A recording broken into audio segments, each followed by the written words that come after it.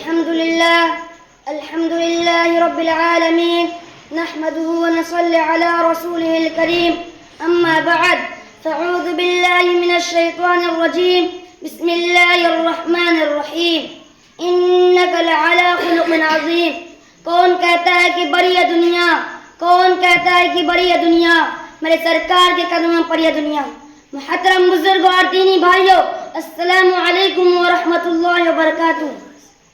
ابھی آپ کے سامنے میں نے کلام پاک کی تلاوت کی ہے. اس میں اللہ رب العزت نے حضور اکرم صلی اللہ علیہ وسلم کے ایک وصف کا بیان کیا ہے کہ اے محبوب صلی اللہ علیہ وسلم، ہم نے آپ کو بلند اخلاق کا پیکر بنا کر بھیجا ہے.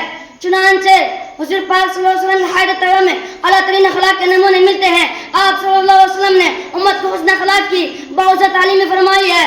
آپ صلی اللہ علیہ وسلم نے اعلیٰ اخلاق کا یہ عالم تھا کہ کوئی آپ کو گالی دیتا تو آپ اس کو دعا دیتے، کوئی برا والا کہتا تو مسکرا کر گزر جاتے، اس کا برا والا نہیں کہتے. ایک مرتبہ آپ صلی اللہ علیہ وسلم طائف تشریف لے گئے کہ وہاں کے لوگوں کو ایک اللہ کی عبادت دعوت دے. آپ کا پیغام سن کر وہاں کے سردار بگڑ گئے اور بہت برخو تش روش سے پیش آئے. جب آپ واپس ہونے لگا تو شریر اور بدمعاش بچوں کے پیچھے لگا دیا کہ انہوں نے پتھر آپ پر پھینکا کہ آپ کے جسم اثر سے خون جاری ہو گیا اور جوتے مبارک خون سے تر ہو گئے. آپ صلی اللہ علیہ وسلم نڈھال ہو کر ایک باغ میں بیٹھ گئے. اللہ کی رحمت سے جوش آیا اور ایک فرشتہ آپ صلی اللہ علیہ وسلم کی خدمت میں حاضر ہوا. کہا کہ اگر آپ حکم دے تو دو جانب کے پہاڑوں کو آپس میں ملا دے اور سب بستی والے سیم پس جائے. میں قربان چاہیے اپنے آقا صلی اللہ علیہ وسلم کے اعلیٰ اخلاق پر کہ آپ نے فرمایا کہ مجھے پہچانتے نہیں اور نہ سنا کرتے. اگر یہ آج ایمان نہیں لائے تو اللہ کی ذات سے امین ہے ان کے رستے ایمان لائیں گے. اور ایسا ہی ہوا. چنانچہ بعد میں سے گوبیلا کے دونوں جمان محمد بن قاسم اسلام کی دعوت لے کر ہندوستان آئے اور انہی کے بدولت آج مسلمان ہے.